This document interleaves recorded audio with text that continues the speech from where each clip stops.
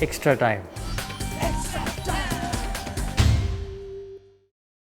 Are the best times to bat. So how you limit the damage or how you go in those first innings can be the key. But the other thing here is the grass. I mean, it can be green, but the grass is thin.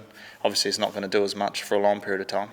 But if there is thick grass, it tends to hold in there just a little bit more. So sorry for talking about this pitch. I haven't had a look at it. I just walked in, and so I don't know if it's long or thin grass. But as I said, we'll just have to wait and see what it's like. And the bowlers, the opening batters, I can remember Peter Fulton, our batting coach, when we got chucked in one time, the cameraman panned to him and he swore when we lost the toss. So hopefully our opening batters don't have to do that in time. Just coming up the Australian series, how would you try to start the team to sort of, redeem themselves this time round?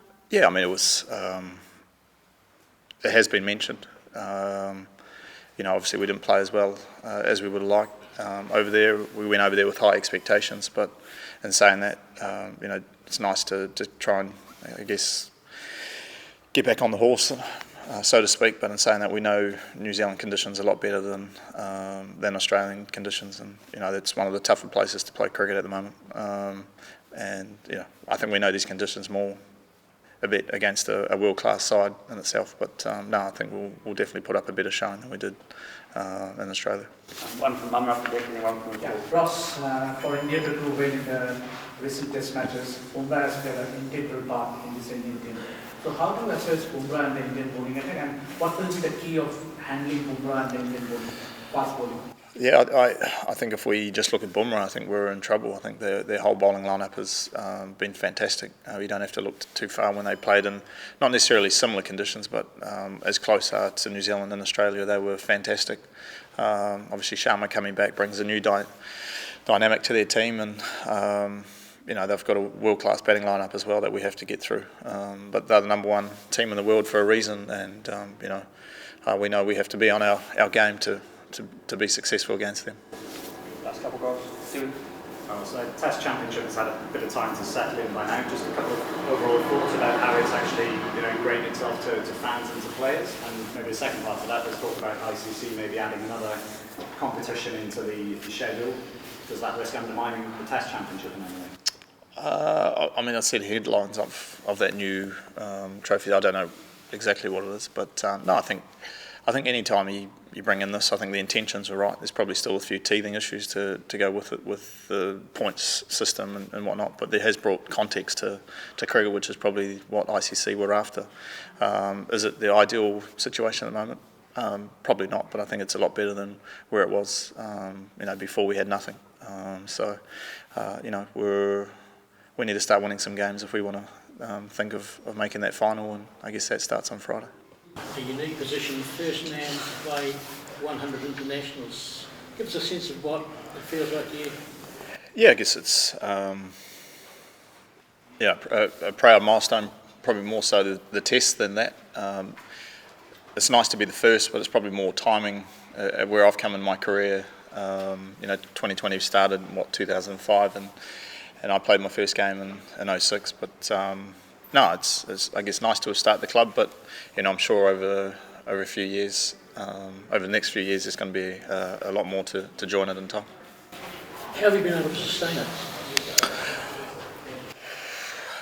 No, I love playing. I love playing cricket first and foremost. It was something that I've always wanted to do since I was a little kid, and I think it's not a job. It's something that you love doing, and it's a few warm-ups. And hopefully there's still a few more warm-ups left in me to come. Nice to do it at a Premier New Zealand ground as well, rather than outside New Zealand? Yeah, I think so. I think, growing up in Masterton is nice for mum and dad, and a lot of people have been very influential in my career to just catch a train or drive over the hill. The Basin is one of the first grounds I've ever come and watch a cricket game at. So, it has a lot of, fond memories for me, but at the end of the day, it's probably a nice time to thank people who have helped me along the way. But at the same time, there's still a game of cricket to be played, and I guess the celebrations and all that other stuff that comes with it will hopefully come off after the match. What's the key to beating India in the series? I think the world's best side and leading the World Championship. I think we've got to be to win Test matches. You've got to be good at all three facets. You've got to take your catches, regardless of what you do first out here at the base. It normally does a little bit early on, and if anything, it just depends on how long that goes for. If we're stuck in, or if we stick India in, or even if we think it's not going to do as much and have a bat first, you just got to do it well. And more often than not, day 2 and day 3 are the best time to bat. So we'll just have to wait and see. But it's a world-class Indian side all the way through. And probably the biggest thing about this Indian side and how well I've played over the last few years, I've always had world-class batters and the odd world-class bowler. But I think their seam attack has been fantastic for a long period of time, and the way we play them. And the way they bowl is going to have a big influence on the series, I'm sure. When was the first time you thought that 100 Test is a possibility, and what's the most exciting part of this journey?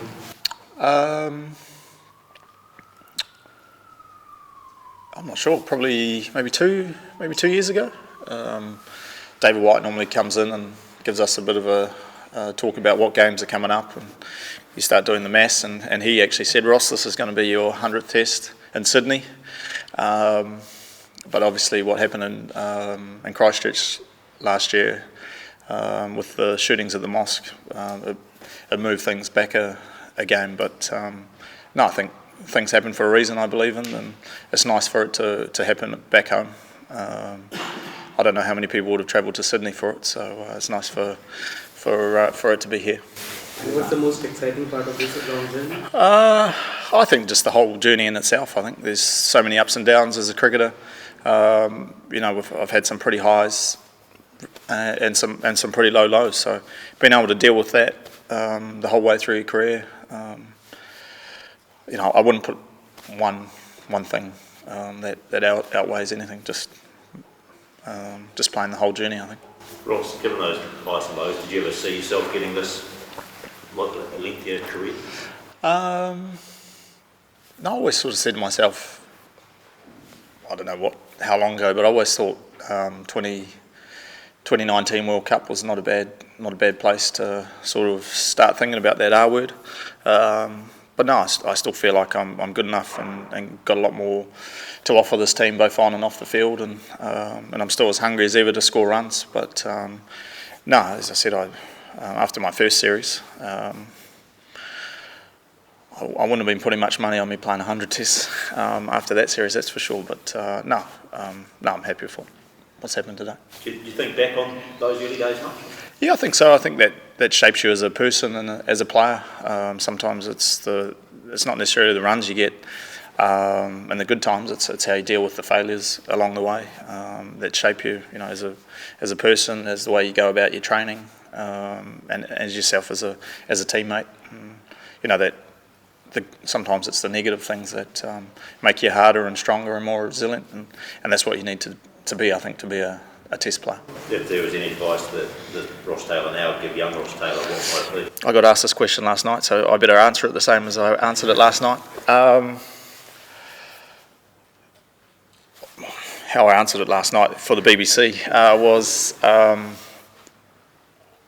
I think it was actually around my training. I think being as specific as I am now at my training to where I was turning up to a net and just batting.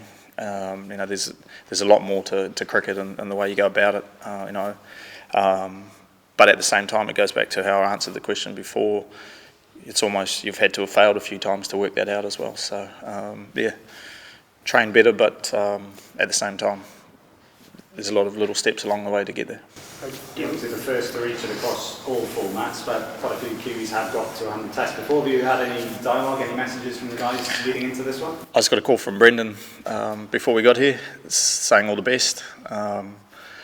He said do better than he did. I don't know what he got in his game and things. So I asked if there's any tips on how to deal with tickets and things like that. But no, there's quite. But no, I got a message from Vittoria last night as well. So it's obviously a special club to join, and it's nice to hear from fellow players who've obviously been there and done that. What's the message from your family been? Message from the family. I don't know if I've got enough tickets for them all. They're all coming out of the woodwork, for the old coaches and things like that. But no, I'm sure, as I said before, I think this is a nice time to celebrate them and what they've done for my career. I think my celebrating comes after the test match. This is just thank them for all the sacrifices that they've made. Coaches, all the billeting, probably hockey coaches as well. So. We'll just try and extend it in discussion. Well, Ross, since you first of all, congratulations on your milestone. What is this about this New Zealand wickets? Why it is, according to data, it favors heavily towards bowling second? So why batting first is tough on this kind? Just have to look at the wicket. It's like this artificial. It's pretty green. But as I said, I think we play well at home because we sort of know how the wicket's going to play, and at the same time, the basin out of all the wickets, they look the same, but they do play slightly differently each time. And being their home team, you still got to adapt what's in front of you. As I said, I think there's many times where we're bowled first, where it's done a lot and probably done too much. And at the same time, we've been put in on wickets that have done plenty but still succeeded. So there is still room for all four things to happen in terms of succeeding. We'll just have to wait and see what the weather's going to be like over the next little while. And but there's always a tinge of green and the fast bowlers and I'm sure those Indian fast bowlers will be liking it because I played on a few wickets in India and they don't look anything like that out there. Ross, you spoke about how you think moved into this 100 club, but given the domestic leagues going around, do you honestly believe that people will get to a stage where they're able to play 100 matches in the No, I think so. I think I definitely won't be the only one. But I guess, the way you asked the question, I suppose, it's a nice thing because there is a lot of players around the world who do give up a format or to prolong their career, and I guess that's nice for me. I've always loved playing all three, but some players, I think it's the best thing for me is to play all three formats, and to have played the 2020s, even though they weren't successful, it was nice to see the Indian bowlers leading into the one-day series, where if you just played two formats, it wouldn't have been easy. Whether I've scored those runs or not, I'm not sure. But I guess in the day and age where players do give up a format, it's nice to be the first. But at the same time, I do think there is room for a lot more players, and I'm sure there's probably the two captains who are out there will probably be right up on the list, I'm sure. Left to go. Ross, you mentioned about the wicket. Do you got to have a different mindset? You've played so much at first innings if you bat first, or do you got to have a different mindset? And in terms of personally, and also in terms of team, do you feel like you can almost catch up to the game or just get away from you, given the first innings is pretty low scoring? Yeah, as I said, there's still been times where we've been chucked in, where we've still been able to scrap to 350, 400. You just got to adapt to the conditions, play what's in front of you, and quite often it can do a little bit too much, and you can't survive. The length, sometimes when bowlers are under just as much pressure as the batters to bowl the right lengths and make the players play as much, but at the same time, you can, because it also does bounce, so your margin for error becomes smaller also. So that's a nice thing about, as I said before, playing the basin. We'll just have to wait and see what it is. Hey, it might only do something for a little bit. Might do something for 2 days. We'll just have to wait and see. We'll just go down the front and get to it again. Ross, speaking about the pitches again, we've seen over the last... I don't know that much about them, but... we've seen over the last 5-6 years that they tended to flatten out quite a bit, and you get really long second innings, Angelo Matthews and Kushal Mendes, stuff like that. Why does that happen, you think, and how does a team, especially New Zealand, you play so much on these pitches, what do you do to stay in the game and be able to win them? Yeah, obviously that partnership. I think Kane Williamson, when he got 240 odd not out, Brendan's 300 you know, as I said before, sometimes a day. Hit the subscribe option and the bell icon to get all the exclusive sports videos on Extra Time.